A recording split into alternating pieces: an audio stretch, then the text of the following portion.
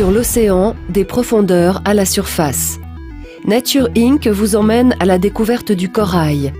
Cet édifice naturel et les organismes qui l'abritent sont d'une richesse fabuleuse pour l'économie mondiale. Mais si les nations sont de plus en plus attentives à sa valeur, le corail reste menacé. Bienvenue dans Nature Inc., une série sur le business de la nature.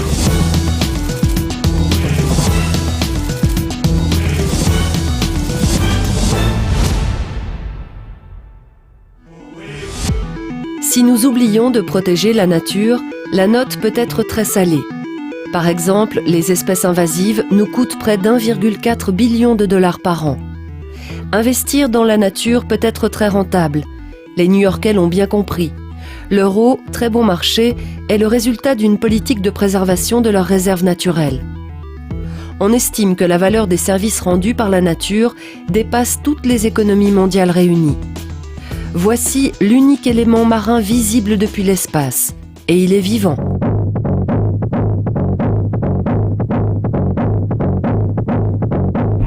Ce n'est pas un récif comme les autres, c'est la Grande Barrière de Corail, une des plus grandes merveilles du monde.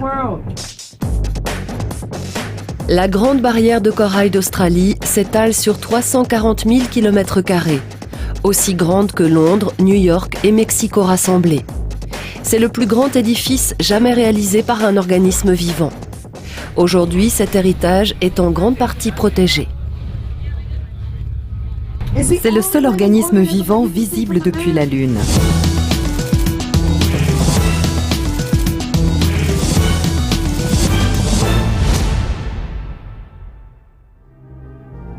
Le récif est constitué et bâti par des milliards de petits organismes appelés les polypes de corail. Leur squelette de calcaire donne naissance au récif qui est un véritable paradis marin.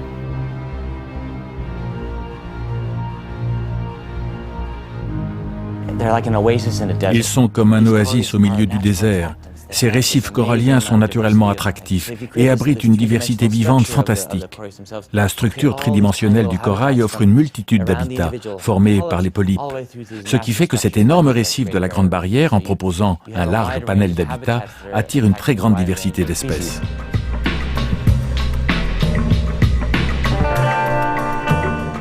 C'est un kaléidoscope de couleurs et d'espèces vivantes, et nous sommes prêts à payer une fortune pour le voir.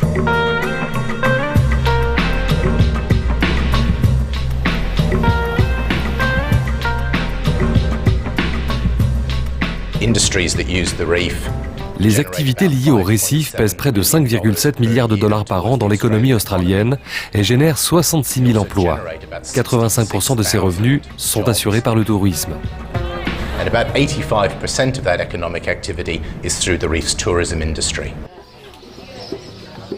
Cairns ne vit que par le corail. Cette ville s'occupe exclusivement des visiteurs de la Grande Barrière. Clubs de plongée, hôtels, restaurants et tours opérateurs, tous tirent profit du corail. Cette année, nous approchons des 6 millions de dollars d'entrée. Nous venons d'investir 5,5 millions de dollars dans un tout nouveau bateau. Et l'an prochain, notre objectif est de transporter 36 000 personnes, soit environ 100 personnes par jour. Le tourisme rapporte environ 50 milliards de dollars à l'Australie, soit presque 9% du PIB, loin devant l'agriculture. Rançon du succès touristique, le commerce d'aquarium est monté en flèche. La vente de ces poissons et coraux est soumise à des règles strictes. À plus de 1 000 $ le kilo, ils sont aussi chers que certains caviars. Mais il y a 5 ans, le filon du corail australien a bien failli s'éteindre car les polypes sont très sensibles au changement. À la veille du XXIe siècle, une étude a montré que le récif souffrait. Plus de la moitié du corail portait des stigmates de la pollution, de la pêche destructive, du tourisme sans limite et sans doute aussi du réchauffement des océans. Le filon économique était menacé. En 2004, le gouvernement libéral en place, pourtant considéré comme peu sensible à l'environnement, a sévèrement limité la pêche et toute activité autour du récif. Chaque visiteur de la Grande Barrière paye désormais 5 $ de taxes. Une taxe qui finance 20% du budget de la réserve.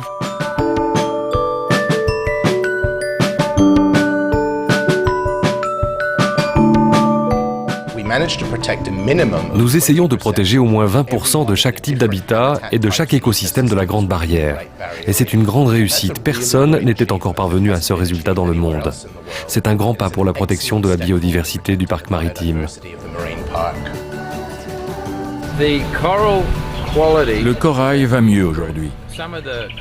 Quand nous emmenons des gens faire du snorkeling, certains des coraux sont comme immaculés, c'est fantastique. Ce n'était pas aussi beau il y a 4 ou 5 ans. Les parcs maritimes aident à protéger la vie aquatique. Mais les poissons et autres organismes ne restent pas dans les zones de sécurité et la pollution ne s'arrête pas à leurs frontières. Pourtant, l'accès limité semble ici avoir un impact positif sur le récif. Depuis la mise en place de la taxe en 2004, le nombre de visiteurs a augmenté de 5%. Protéger le récif est donc bon pour le corail comme pour le business. La protection de l'environnement et de la biodiversité est clairement bénéfique, car le tourisme exige un environnement sain. Les opérateurs veulent pouvoir montrer aux gens de beaux poissons et de gros requins. Ces espaces protégés sont donc vraiment précieux. Sous contrôle, nous faisons visiter le récif à des milliers de personnes et en nous assurant qu'elles ne le détériorent pas. Nous voulons qu'il soit là pour les prochaines générations. En eau peu profonde, la richesse du récif est visible. On peut le survoler, y plonger et même le toucher. Mais les scientifiques sont encore en train de faire des découvertes sur le corail qui vit aussi dans les abysses inhospitalières des océans.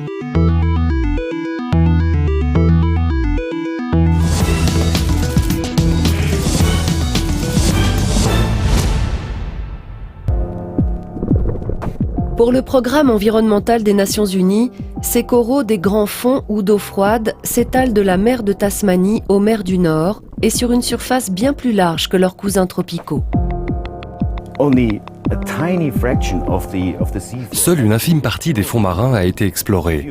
Si ceux-ci étaient de la taille d'un terrain de football, alors nous n'avons parcouru que l'équivalent d'un DVD. Le reste du terrain nous est encore inconnu.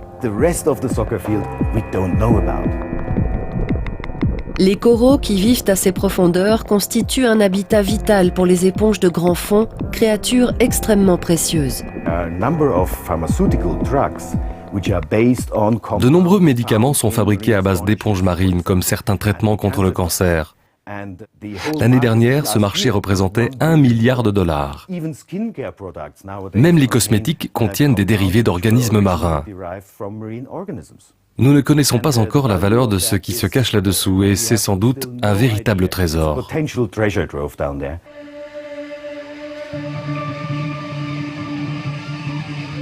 Mais ces organismes des profondeurs et le corail sont menacés par les chalutiers. 11 pays pratiquent le chalutage des grands fonds, dont la Russie et l'Espagne. Ils utilisent de lourds chaluts qui brisent tout sur leur passage. Les coraux, dont certains mettent 8000 ans à grandir, ne se remettront jamais du passage d'un chalutier. Les navires de pêche utilisent du matériel vraiment très robuste. Généralement, ils se servent d'énormes filets lestés de panneaux en acier qu'ils traînent sur les grands fonds irréguliers à l'aide de larges rouleaux. Ces chaluts anéantissent tout ce qu'ils touchent sur le sol marin. C'est un peu comme si on allait à la chasse avec un énorme filet qui arracherait les arbres et la végétation pour n'attraper finalement que le gibier qui vit au milieu de la forêt. Hors des eaux territoriales, les eaux profondes appartiennent à tous et fixer des zones protégées n'est pas sans difficulté. Un récent rapport de l'US Coral Reef Task Force chiffre l'apport du corail dans l'économie mondiale à $345 milliards, l'équivalent du budget militaire américain en 2007.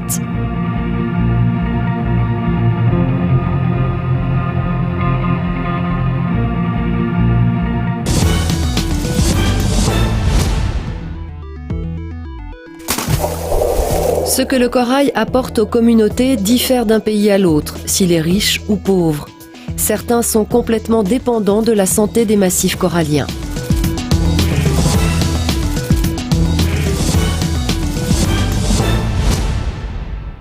Cet archipel de plus de 1000 îlots dépend exclusivement du corail.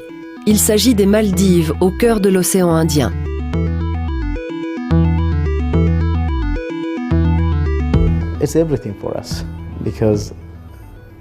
Tous nos revenus ici viennent du tourisme et dépendent donc de notre environnement. La pêche aussi en dépend. Ici, activité économique et environnement sont indissociables.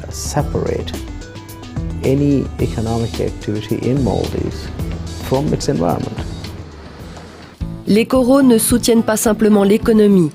Les milliards de squelettes de polypes calcifiés fournissent un habitat pour chaque organisme présent. Sans corail, aucune vie ne serait possible ici.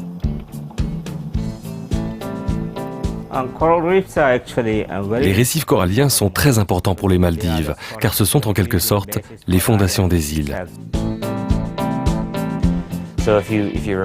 Si vous les enlevez, vous brisez l'intégrité de la structure et leur capacité à absorber les vagues. Ils ne protégeront plus les côtes qui seront emportées par l'océan. Pour les habitants des Maldives, ce qui menace leurs récifs menace directement leur existence. Cela s'est vérifié quand ils ont commencé à extraire du récif leurs matériaux de construction. La croissance économique des Maldives, la plus importante d'Asie, a entraîné un boom immobilier durant 20 ans.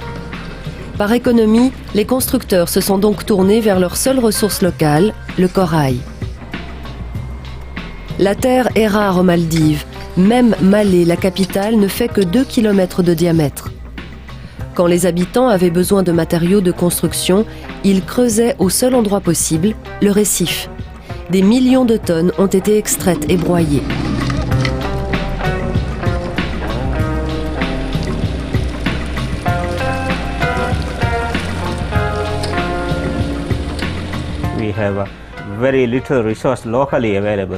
Nous n'avons que très peu de réserves disponibles et les bâtisseurs n'ont pas d'autre choix que d'aller miner le corail.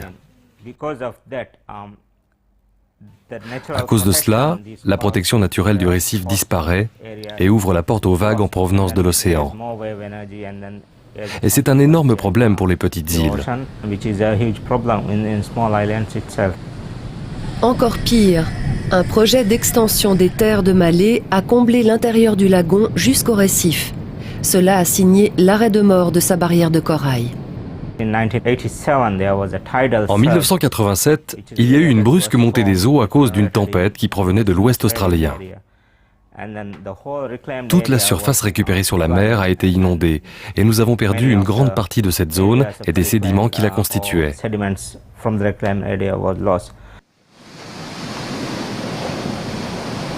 Le gouvernement a désormais banni le minage du corail et a dû remplacer les récifs par des murs en béton.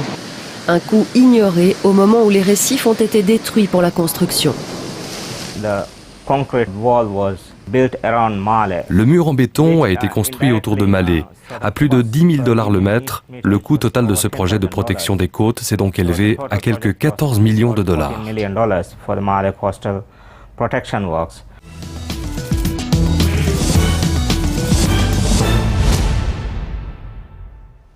Un ambitieux projet est en cours dans le golfe de Dubaï, où la ligne côtière est en pleine mutation avec plus de 185 km² de nouvelles propriétés en front de mer. Ces travaux pour des habitations de luxe coûteront près de 30 milliards de dollars. Et la nature va être remodelée pour servir ce vaste projet de vie prospère dans le sillage de l'ère post-pétrole. Pour protéger cette énorme structure des tempêtes saisonnières, les maîtres d'œuvre ont utilisé 32 millions de tonnes de roches naturelles pour créer un récif de 13 km. Ce n'est pas la solution la moins chère, mais l'intérêt est évident pour les entrepreneurs. C'est une pure question de business.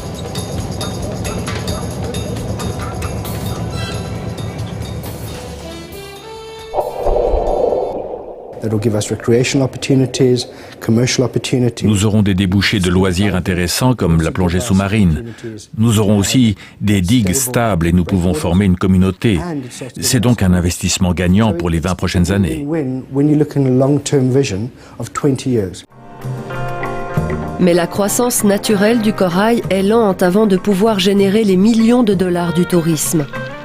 Aux Maldives, l'installation d'un système électrique pour stimuler la croissance du corail a ses partisans et ses détracteurs. Mais sur place, aucun doute possible, ça marche et c'est bon pour le récif. We build a structure out of metal Nous construisons une structure métallique dans laquelle nous faisons passer un courant très faible qui ne peut rien électrocuter. C'est environ 3 volts de courant continu négatif, et comme les ions de calcium sont chargés positivement, ils sont attirés par la structure électrifiée. Au bout de 5 ans, vous voyez, il n'y a pas de rouille et le métal se fond dans le décor naturel. Et cela renforce la croissance du récif.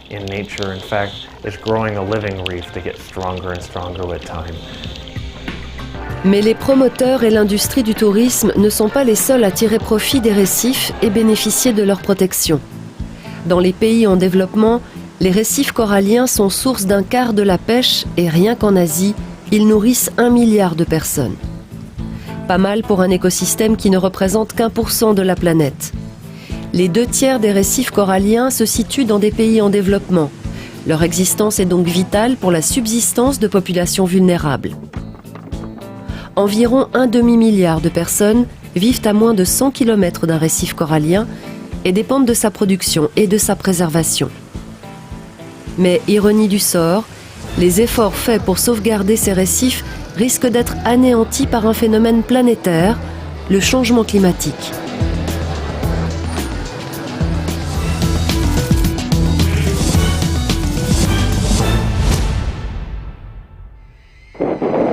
Accélérée par le réchauffement climatique, la fonte des glaces polaires contribue à l'élévation du niveau des océans. Le groupe d'experts intergouvernemental sur l'évolution du climat estime que le niveau des mers pourrait monter d'1 mètre d'ici un siècle.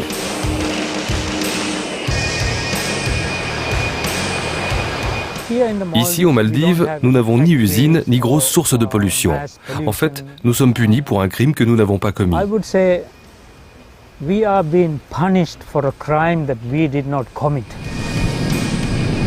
Dans l'archipel des Maldives, rien ne s'élève à plus d'1 mètre au-dessus du niveau de la mer.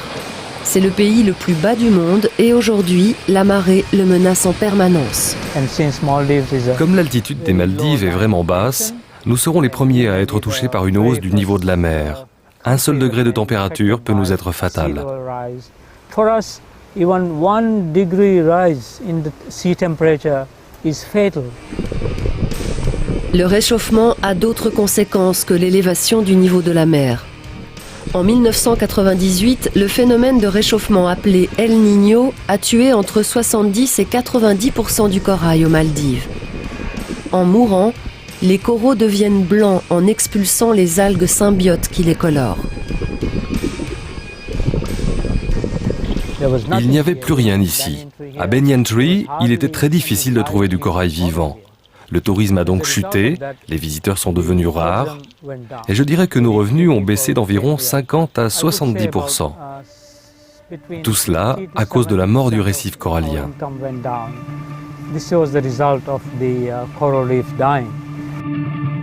Mais le pire pour notre planète est que le réchauffement et la montée des eaux risquent de devenir le cadet de nos soucis, car les gaz à effet de serre envahissent notre atmosphère. Les océans absorbent naturellement le CO2, mais plus il y en a, plus le pH des eaux salées s'élève. Cela altère le processus de calcification vital pour les organismes tels que les crabes, les coquillages et les coraux. C'est ce qu'on appelle l'acidification des océans.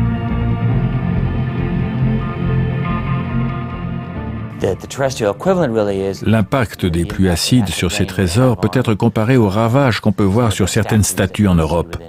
C'est le même phénomène.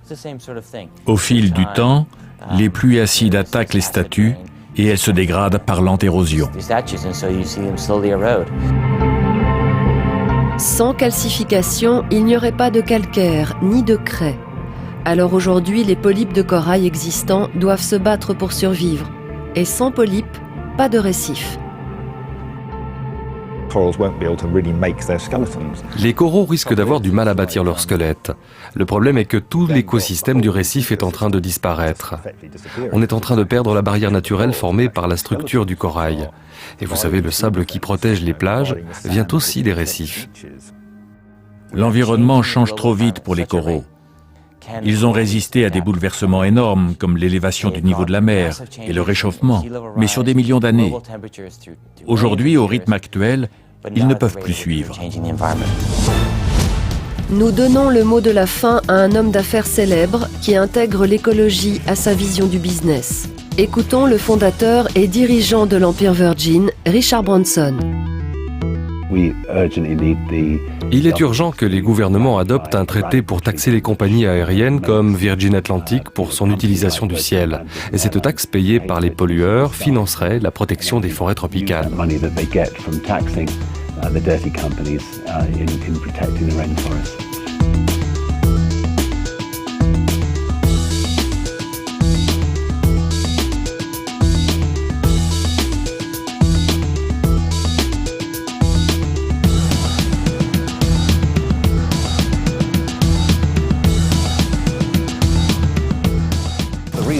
Ces forêts sont abattues parce qu'elles n'ont pas de valeur sur les marchés mondiaux, à moins de les abattre. C'est parfaitement absurde. Les émissions résultant de la déforestation constituent 20% des émissions mondiales de gaz à effet de serre. Donc si nous ne pouvons pas résoudre ce problème, nous sommes en danger. Il va falloir inventer quelque chose. Après tout, nous payons bien notre médecin. Alors pourquoi ne pas payer quelque chose, comme une forêt ou une zone humide, qui nous est utile ?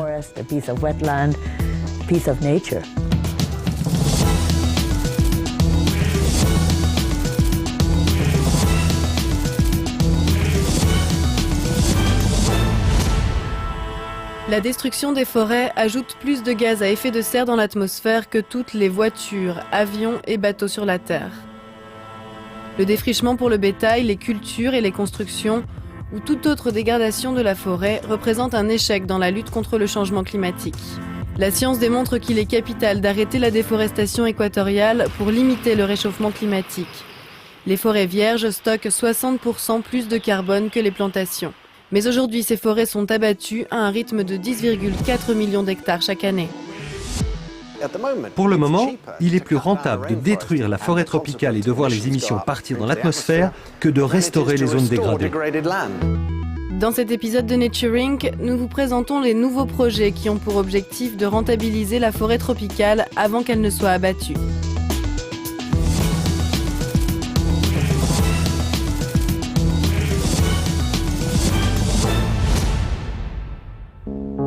Cet arbre a peut-être mis 200 ans à atteindre cette taille.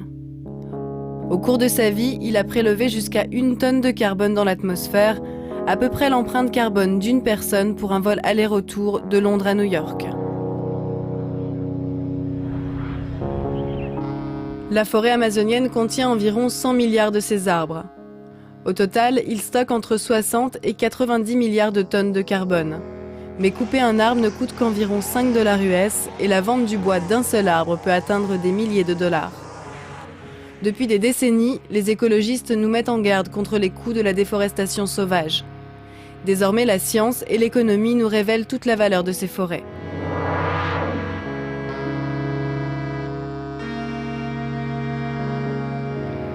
Il est estimé que dans le seul secteur forestier, nous perdons chaque année un capital naturel qui vaut entre 2 000 et 5 000 milliards de dollars. De plus, les peuples autochtones qui vivent dans les forêts ne bénéficient que très peu de l'agriculture et de l'exploitation forestière à grande échelle. Mais de plus en plus de voix s'élèvent pour protéger ce qu'il reste des forêts tropicales. Harrison Ford, acteur et écologiste. Ami des grenouilles. Joss Stone, chanteuse. Tenzin Gyatso, simple moine bouddhiste. William, Harry. Essayons de préserver les forêts tropicales. Pour nous tous. Les forêts tropicales contribuent à limiter le réchauffement climatique et elles absorbent 1/6 de nos émissions de CO2. Pourtant, elles sont rasées au rythme d'un terrain de football toutes les 4 secondes. Depuis 30 ans, la communauté internationale cherche des solutions pour arrêter la déforestation tropicale. Mais en regardant le rythme actuel, même si l'on trouve quelques effets localisés positifs, le problème existe toujours et à très grande échelle. Des milliards de tonnes de carbone sont libérées dans l'atmosphère. Une extinction massive des espèces est en cours et des services écologiques, comme le cycle des précipitations, sont détruits. Il nous faut une nouvelle approche. Je pense que nous avons besoin d'une démarche économique.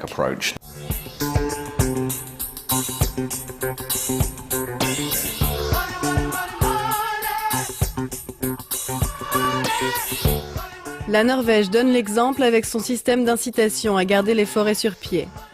Elle propose de l'argent en échange d'une réduction de la déforestation tropicale. Elle a par exemple proposé la somme d'1 milliard de dollars au Brésil s'il réussit à ralentir la destruction de sa forêt amazonienne. Il est absolument essentiel de mettre en place un système de contrôle et de vérification. Nous avons la technologie et les satellites pour le faire, ainsi les paiements peuvent être accordés aux pays sur la base de leurs résultats. Les incitations doivent être de cette ampleur, car dans la plupart des pays tropicaux, le plus simple pour gagner de l'argent, c'est d'abattre la forêt. Si on mesure la valeur de manière classique, le bétail ou les cultures comme le soja ou l'huile de palme rapportent plus que la protection de la forêt. L'État brésilien du Mato Grosso, d'une superficie 1,5 fois celle de la France, est le plus largement déboisé des États amazoniens. La forêt a été convertie en ranch et en terres agricoles à échelle industrielle qui fournissent des emplois et des revenus d'exportation pour le Brésil. On ne remplacera jamais cette forêt, mais pour certains, c'est le prix à payer. On ne peut pas développer un pays, créer des emplois et des revenus sans utiliser ses ressources naturelles. Nous avons beaucoup de terres et nous devons pouvoir les utiliser. Elles doivent profiter au peuple brésilien. Et les agriculteurs du Mato Grosso sont bien d'accord. La vie la plus importante dans le Mato Grosso, c'est la vie humaine. Ce sont les gens qui comptent ici. Donc s'il faut couper cet arbre pour sauver une vie, alors nous allons le couper. On nous dit que la vie humaine a moins de valeur que les arbres, mais ça ne va pas. Les plus importants, ce sont les êtres humains. Les bénéfices de la protection de la forêt ne sont pas toujours évidents. Au Brésil, les scientifiques démontrent que les précipitations qui retombent des milliers de kilomètres plus loin, et donc l'eau pour l'agriculture, l'énergie hydroélectrique ou la consommation courante, sont tributaires de l'eau qui s'évapore au-dessus de la forêt amazonienne. Étonnamment, la ville de Sao Paulo, à des milliers de kilomètres au sud, en est l'un des bénéficiaires. Nous sommes présents dans 366 municipalités pour approvisionner en eau les 26 millions d'habitants de l'État de Sao Paulo. Dans la région métropolitaine, la majeure partie de l'eau provient de la pluie, donc du ciel. Chacune des 26 millions de personnes qui vivent dans la région de Sao Paulo utilise en moyenne 200 litres d'eau par jour, générant un chiffre d'affaires annuel de 7 milliards de dollars pour la Société des eaux de l'État. Comme des rivières aériennes, les courants d'air apportent des nuages qui ont parfois leur origine à 3000 km au nord et qui fournissent une grande partie de cette eau quand ils se transforment en pluie. Ici, nous sommes à un point de rencontre de trois eaux. L'océan Atlantique est à ma gauche. Juste en dessous, nous avons de l'eau douce provenant du fleuve Amazone qui se mélange avec la mer. Et à ma droite, nous avons une énorme masse d'air humide. Les alizés qui soufflent en provenance d'Afrique vers le Brésil transportent cet air humide au-dessus du bassin de l'Amazone jusqu'aux Andes. Puis cet air humide est dévié vers le sud et en fait, il est responsable d'une bonne partie de l'eau de pluie, non seulement pour le Brésil, mais aussi pour d'autres parties de l'Amérique du Sud.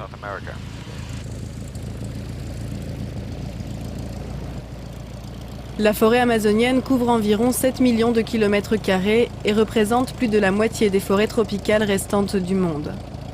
Avec les 300 litres d'eau qui s'évaporent quotidiennement de chacun des grands arbres et la vapeur venant de l'Atlantique, il y a plus d'eau dans le ciel au-dessus de l'Amazonie qu'il n'y en a au sol selon les recherches de Gérard Moss. Cette eau tombe sous forme de pluie sur l'Amérique latine et fournit de l'eau douce pour l'agriculture, l'énergie hydroélectrique et la consommation courante. Gérard Moss est un ingénieur et pilote suisse qui s'est fixé pour but de dresser la carte des rivières volantes qui transportent les nuages de l'Amazonie au-dessus de l'Amérique du Sud.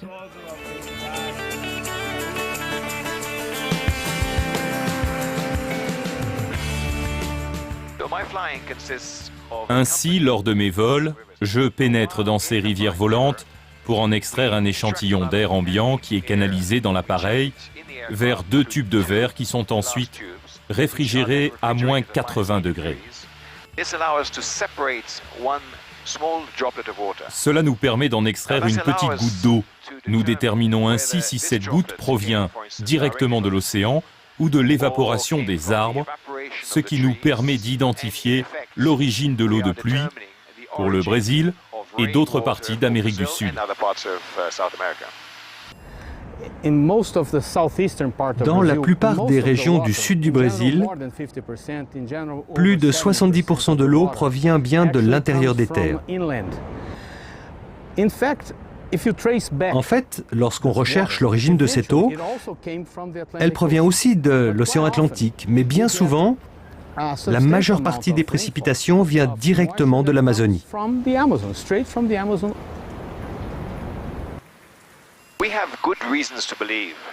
Nous avons de bonnes raisons de croire qu'environ la moitié de l'eau présente dans l'atmosphère au-dessus du centre du Brésil vient de l'évaporation ou la transpiration de la forêt amazonienne. Que se passera-t-il avec cette rivière d'humidité s'il y a une modification substantielle de l'utilisation des terres en Amazonie? Y aura-t-il un impact sur les précipitations dans le sud-est du Brésil ou dans le nord de l'Argentine? Des modèles qui envisagent le remplacement de la forêt par des cultures comme le soja ou des pâturages ont pour résultat des réductions de précipitations de 15 à 30% dans le bassin de l'Amazone. L'ironie, c'est que la pluie qui rend l'agriculture si rentable ici est menacée par la conversion des forêts en terres agricoles. De nouveaux projets sont à l'étude pour mettre en valeur les forêts tropicales de la planète et leurs services, tels que le stockage de carbone et la génération de précipitations. À l'heure actuelle, la communauté internationale propose de créer un régime d'incitation de 30 milliards de dollars US par année.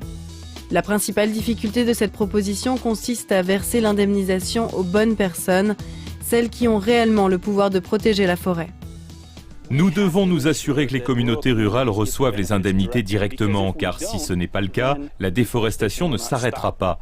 La seule façon d'arrêter la destruction de la forêt, c'est de s'assurer que ceux qui la pratiquent aient de l'argent pour choisir d'autres modes de vie. Le protocole de Kyoto a mis en place un marché du carbone pour les sociétés. Les industries qui continuent à émettre plus que leur quota de carbone doivent payer celles qui, au contraire, ont réduit leurs émissions. Mais ce modèle ne récompense pas ceux qui protègent les forêts existantes et le carbone qu'elles détiennent. Aujourd'hui, sur le marché du carbone, vous ne pouvez pas obtenir un crédit pour une forêt préservée. Vous n'en obtenez un que lorsqu'elle a été coupée et qu'il faut la replanter. C'est totalement absurde. Il existe un projet similaire pour protéger nos forêts. Il détermine le prix du carbone qui est stocké et qui ainsi ne s'échappe pas dans l'atmosphère. Ce programme s'appelle Réduction des émissions issues de la déforestation et de la dégradation, ou RED. Ainsi, le programme RED, c'est-à-dire la réduction des émissions issues de la déforestation et de la dégradation, permet d'inclure ces émissions dans le marché mondial du carbone. Ensuite, si un pays réduit ses émissions en réduisant la déforestation, il sera rémunéré. Cela pourrait représenter des revenus alternatifs pour ceux qui voudraient exploiter la forêt. Ce sont les communautés rurales qui recommandent et sollicitent des concessions d'exploitation forestière et elles le font dans le but de se développer. Nous devons donc d'abord offrir une alternative, ce qui permettra aux communautés de prendre leurs propres décisions. Les forêts leur appartiennent. Bien qu'aucun accord international sur le programme RED n'ait été trouvé à ce jour, les forêts attirent déjà des investisseurs qui parient que leur valeur augmentera considérablement. Canopy Capital, une société basée à Londres, a conclu un accord avec le gouvernement de la Guyane. Cet accord concerne les droits de développer tous les services fournis par une réserve de forêt tropicale vierge. Il s'agit d'une forme de spéculation. Nous faisons le pari qu'une forêt qui vaut 0 aujourd'hui pourrait avoir une valeur bien plus grande demain. Canopy Capital essaie d'évaluer ses ressources, de développer un marché, de définir les premières étapes, d'identifier les services et leur attribuer une valeur, et enfin de développer un marché pour ces services. À l'heure actuelle, les forêts bénéficient du marché du carbone uniquement lors de la reforestation de zones déboisées avant 1990. L'un de ces projets de reboisement se situe dans le Yunnan, dans le sud de la Chine. La capitale, Kunming, connaît un taux de croissance parmi les plus forts du pays. La demande de matières premières pour alimenter la croissance économique y augmente de façon spectaculaire. Les pertes d'eau et de terre à cause de la déforestation excessive n'ont pas seulement un impact écologique dans la province du Yunnan. Elles ont également, dans une certaine mesure, des conséquences sur notre développement économique. Le département des forêts du Yunnan, avec l'aide de 2 grandes organisations écologistes américaines, a inauguré en 2005 un programme de reboisement financé par les crédits de carbone. Ensemble, ils ont formé la Yunnan Green Environment and Development Foundation. Son but est de renforcer la forêt Tengchong, l'une des dernières forêts originelles dans le sud du Yunnan. L'objectif est de restaurer des centaines d'hectares à l'aide d'espèces indigènes, ce qui devrait produire environ 167 000 tonnes de crédit carbone durant les 30 ans de durée de vie du projet. Dans ce projet, notre travail consiste principalement à planifier. Ensuite, c'est du travail sur le terrain. Des recherches de base suivies par des inspections, un contrôle qualité continu. Et puis, il faut également suivre de près l'utilisation des fonds. Finalement, il faut faire des mesures afin d'évaluer le carbone. Les agriculteurs que nous avons rencontrés semblaient mieux s'en sortir avec les revenus du projet qu'avec les arbres qu'ils plantaient auparavant. Le projet a été bien accueilli par les agriculteurs. Avant ce projet, ils n'avaient pas d'argent pour planter des arbres dans ces régions. Ce projet leur donne les fonds dont ils ont besoin, donc ils ont l'argent nécessaire pour planter des arbres maintenant. Les autorités ont envoyé des gardes forestiers dans cette zone. Ils doivent venir faire des vérifications tous les 2 mois. Les arbres morts doivent être replantés. Les agriculteurs sont contents de l'argent qu'ils reçoivent pour le reboisement, mais l'idée que les arbres puissent accumuler des crédits carbone au fur et à mesure de leur croissance est plus difficile à saisir pour eux. Ce projet était quelque chose de tout à fait nouveau que beaucoup de gens ne comprenaient pas lors de son lancement. Au début, ils se demandaient comment ils pourraient gagner de l'argent avec de l'air. Nous leur avons dit qu'une fois les arbres plantés, l'air pourrait être comprimé et vendu pour gagner de l'argent. C'était un concept qui dépassait leur compréhension. Mais les avantages immédiats se font pleinement sentir. Ce projet de séquestration de carbone nous fournit un soutien. Cette région montagneuse était déserte avant. Dans l'ensemble, la couverture forestière en Chine a augmenté de 20 millions d'hectares entre 2000 et 2005, en grande partie grâce aux campagnes de plantation d'arbres. C'est bien pour les agriculteurs qui reçoivent l'argent directement et c'est bien pour le gouvernement qui améliore son image écologique. Mais ce mécanisme ne permet pas de restaurer les forêts à leur état originel. Cela illustre les difficultés lorsque l'on paie des gens pour préserver les forêts. Les revenus immédiats comptent plus que les promesses de crédit carbone à venir. Donc pour l'instant, le marché du carbone ne représente qu'une partie de la solution qui consiste à payer des gens pour arrêter leur tronçonneuse.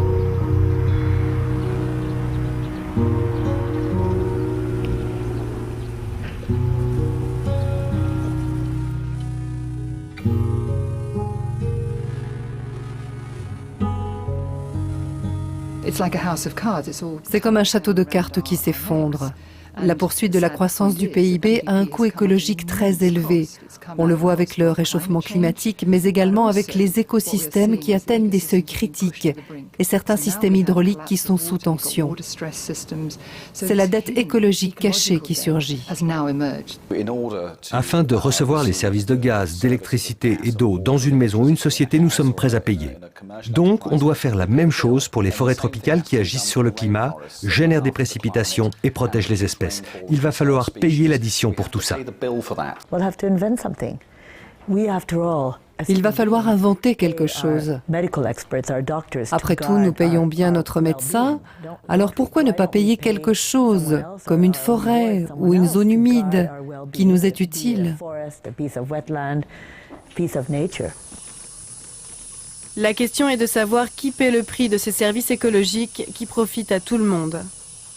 Les fonds doivent-ils venir des pays développés ou faut-il combiner ceci avec le marché du carbone? Il est dangereux de compter uniquement sur le marché. C'est pourquoi nous avons décidé d'accorder des financements publics. La Norvège s'est engagée à verser 3 milliards de dollars sur une période de 5 ans. Donc pour faire simple, les gouvernements doivent agir maintenant, mais quand nous pourrons résoudre les problèmes du marché du carbone, ce sera la solution à plus long terme. Mais il ne s'agit pas seulement de savoir qui paie. Il y a beaucoup de points à négocier. Comment quantifier le carbone dans une zone délimitée de forêt? Faut-il inclure les autres services écosystémiques qu'elle fournit? Comment contrôler les forêts dans des zones où le gouvernement est inefficace et corrompu? Nous enquêtons sur des sociétés soupçonnées d'activités illégales et de corruption. Nous opérons dans des pays où les surveiller et rendre compte de leurs activités est difficile précisément à cause de la corruption et des problèmes de gouvernance. Enfin et surtout, il faut s'entendre sur qui sera payé pour la préservation de la forêt. La clé, c'est l'agriculteur individuel, au cœur de la forêt. Il doit avoir une incitation financière pour protéger les arbres ou les utiliser de manière durable. Ainsi, le problème sera résolu. Mais trouver la solution à ce problème a déjà pris trop de temps. Entre-temps, il nous faut des fonds d'urgence afin qu'il y ait des transferts des pays riches vers les pays pauvres pour leur donner les moyens d'arrêter la déforestation, d'être indemnisés de manière efficace et de ne plus couper les arbres. Et ça doit se produire maintenant parce que si nous attendons que le marché du carbone ait de l'effet, car il y a des problèmes techniques ainsi que moraux, on pourrait encore attendre 10 ans et nous n'avons pas 10 ans.